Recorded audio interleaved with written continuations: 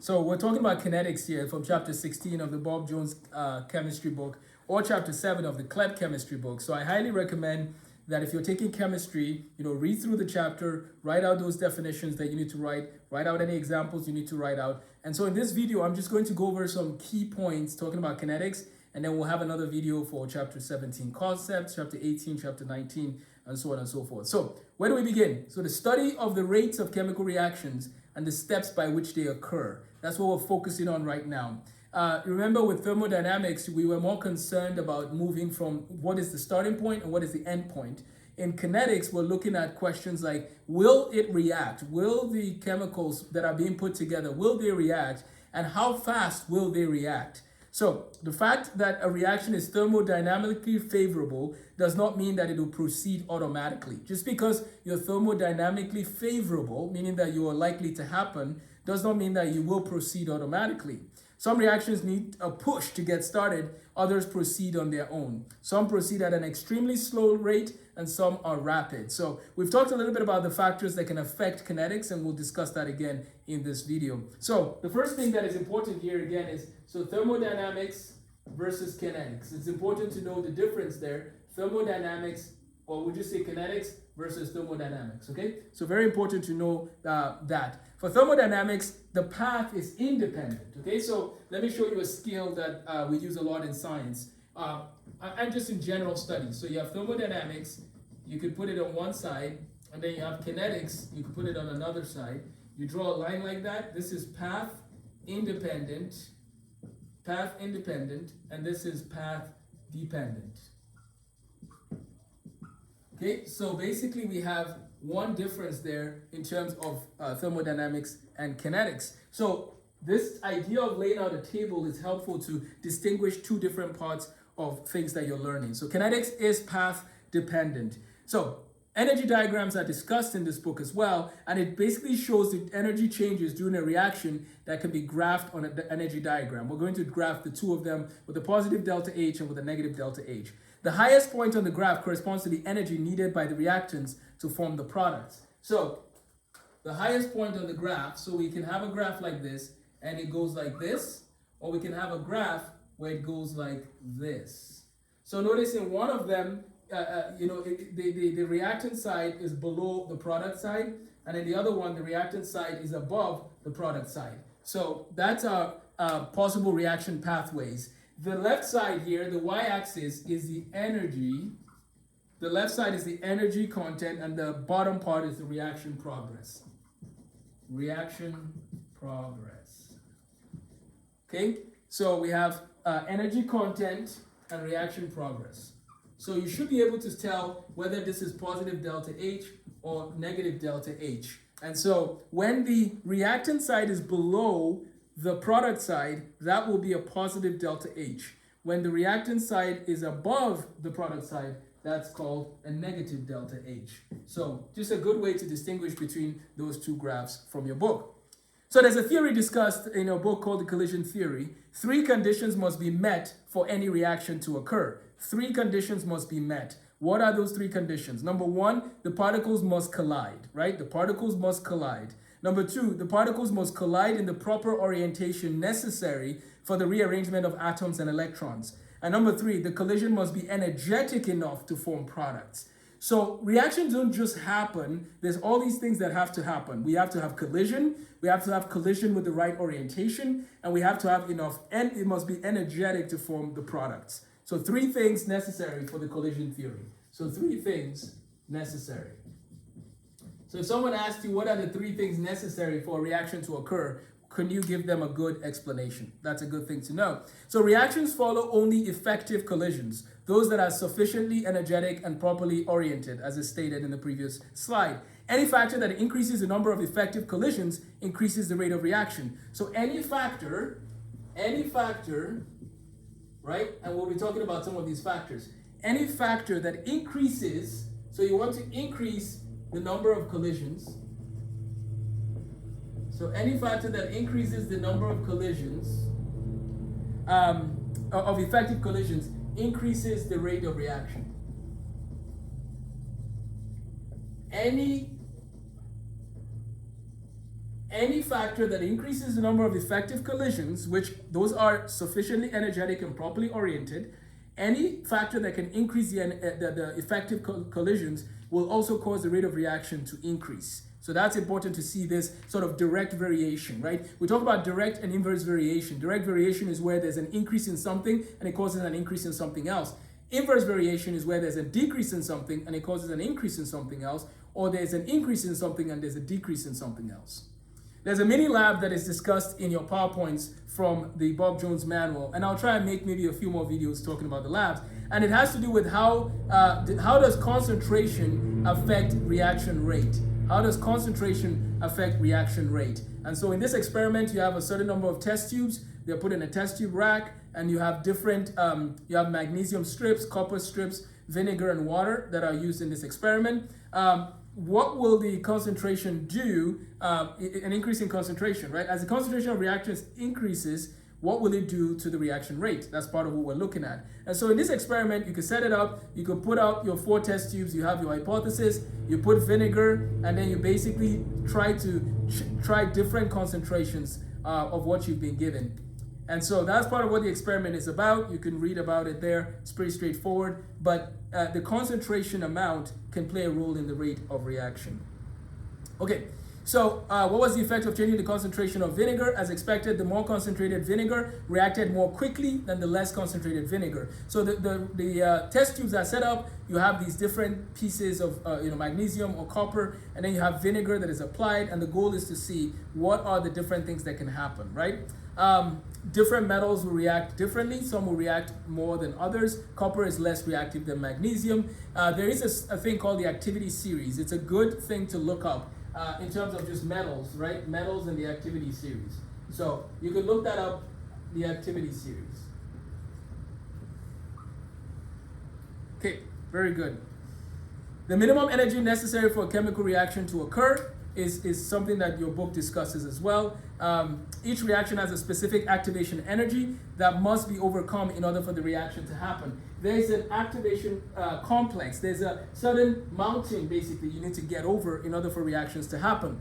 Activation energy prevents the occurrence of many reactions that are actually spontaneous. So the lower the activation energy is, the faster the reaction will occur. Notice that these ones I drew here, they have these high energy expectations here for that one. And so that's where we bring in the word a catalyst that can help us with lowering the activation complex. So energy can be released during a bond formation, or we can have energy that is absorbed when bonds are formed. So endothermic and exothermic reactions are discussed with regards to energy release or energy absorption. All reactions can be pictured as 2 steps that often occur simultaneously. Reactions involve a breaking of bonds and the formation of new bonds. That's what happens when we're dealing with reactions. As these 2 processes occur, colliding reactants can form an activated complex, which is an unstable intermediate substance that forms as the reactants transition into the products. That's what the activated complex is. And so there's a good diagram here in your PowerPoint where it shows you this. Let me draw it here. You start out, you have your reactants. You go up, you come down, and you have the reactants on this side. You have the products on this side. You go up, you come down. We have a certain amount of energy involved. Your book uses the EA. So you can start with certain reactants, and you have the breaking of bonds that needs to happen, and you have the reformation of bonds that needs to happen. So think of 2 elements in a compound on the reactant side, and then you have this reaction occurring, and then after this, that rearrangement that happens on the other side when the products are formed. So that's what we are dealing with the activated complex. So during a reaction, the concentration of the reactants and products change constantly. So the beginning of the reaction will generally have the highest concentration of reactants, right? That's where you have the majority of things that are about to get into a reaction, and it goes on. At the end of the reaction, you have the highest concentration of products. So concentration is one of the factors that can affect a reaction rates. In your book, they give you a slide here looking at hydrogen gas reacting with iodine chloride And so you have these two, there's a concentration that is mapped out. You started with a certain amount of concentration, and over time, you will notice that your reactants will begin to decrease in concentration, and your products will begin to increase in concentration. So you will get a higher concentration. So if you start out in the beginning with a certain amount of concentration, so let's say you're starting over here and over there, right? Your concentration is going to decrease for the reactants, and you're going to start getting products that are formed, right? You're going to start getting products that are formed. So notice the products are starting from like the zero location, and they're being formed while the reactants are going down. It just makes sense if I take a hydrogen and an oxygen, and there's this reaction that is happening, and I'm using up my hydrogen, oxygen, and then I'm forming a certain compound, in this case, which is water, if I have the right ratios there, right? So you're basically going to have your reactants decrease, and you're going to have your products increase. That's what the graph is talking about in your PowerPoint slide for chapter 16, which involves those compounds and elements that I talked about. So how quickly can a reaction occur? What is this rate of reaction that can happen? And basically, a measure of how quickly reactants change into products, the amount of concentration per second or the moles per liter per hour is discussed. The reaction rate is discussed. What are the 4 factors that can affect reaction rate? The first one is the nature of reactants. So it depends on the reactivity of the substance and the combination of elements. Remember that lab where you basically have vinegar and you have either magnesium or you have copper. So the nature of your reactants will affect your reaction rate. That's number 1. Number 2, concentration. Your concentration can vary from reaction to reaction. Number 3, temperature. It is directly proportional. So having the right temperature will allow for that reaction rate to increase. Number 4, presence of catalysts. Having catalysts would lower the activation energy. So we have concentration, we have catalysts, we have, concentration, catalyst, temperature, and nature of reactions. Temperature and nature of reactants.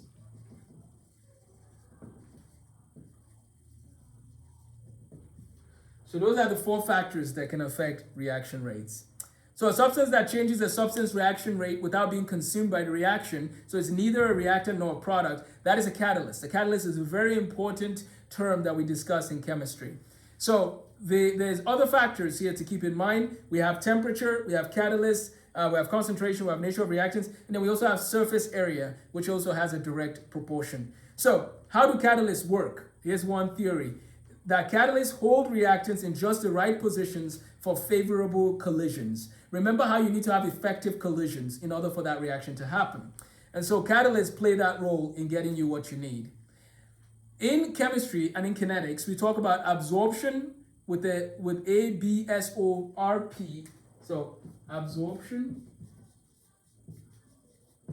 We have absorption and we have adsorption.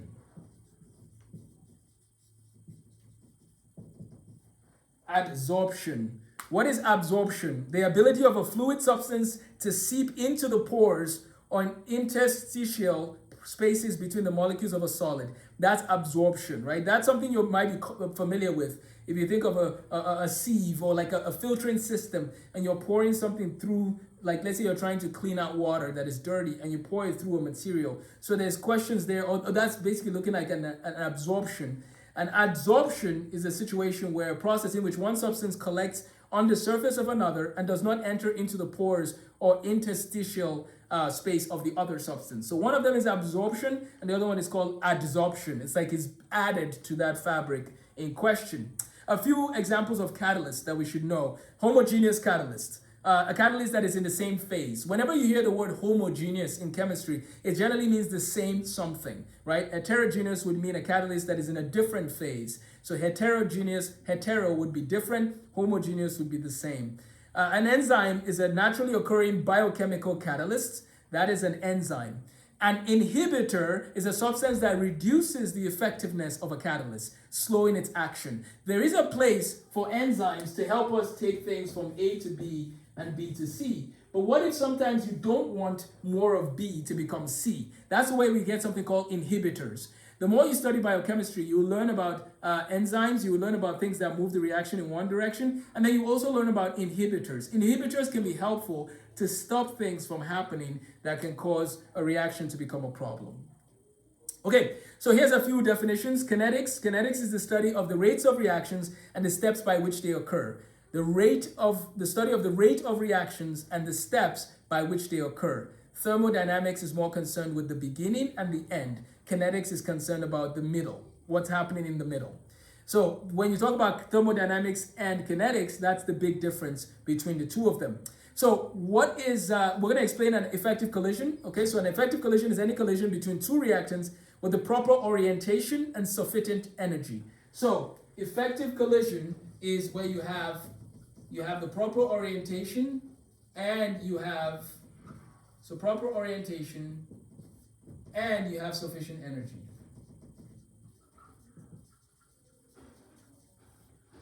Okay, so proper orientation and sufficient energy. So give two reasons why a collision between two reactive molecules might not result in a reaction. Again, it goes back to those two things. If you don't have those two things, you're not going to get the reaction that you want. So why is the initial stage of almost all reactions endothermic? For a reaction to occur, any existing chemical bonds must be broken and requiring an input of energy. So that initial stage, again, you're looking at on your reactant side, you have bonds that need to be broken and then rearrangement that can begin to happen. So when we have a product and reactants involved in a graph like this graph right here, notice that your reactants will begin to decrease in concentration and your products will begin to increase. So if you're given an example of how is ammonia formed using hydrogen and nitrogen, you basically need to show that the hydrogen and nitrogen are going to decrease in concentration and your ammonia is going to increase in concentration because your reactants are working together and they're forming those products or the product in question, and that's why the product will increase. So what are the 5 variables that can affect the rate of reaction? We have the reactant's nature, chemical nature. We have concentration, temperature, surface area, and the presence of a catalyst. Those are the 5 factors that we've discussed that can affect. So number 5 here will be surface area. How does a catalyst speed up a reaction rate? One idea is that the catalyst can hold the reactants in the right orientation, which allows for favorable collisions. And favorable collisions and sufficient energy, as we know, are what will help us get the reaction going. So we're going to take a pause at this point. That's a lot to digest, but this covers a lot of the basics of kinetics, examples for you to look at, just how to set up your table, to write down definitions. We've talked about the activation complex. We've talked about the energy required and the different factors that are necessary for rate of reactions. We've talked about the activity series, which you can look up. Look at the activity series. What metals are most reactive and which ones are not as reactive? Now, you might have seen YouTube videos of people putting sodium in water or certain metals. Please do not try that at home. But basically, those metals are reacting very vigorously, very fast. There's something about those metals that are higher up on the activity series. And that's something you'll learn as you study the activity series. So any factor that affects the number of collisions will affect the rate of reaction. So remember, direct variation is a very important skill, knowing what happens when you increase one thing and how it increases something else. We'll continue this in another video. We'll talk more about reaction mechanisms and we'll look at some formulas that you can use as you go through chapter 16. Have a blessed day. Thank you.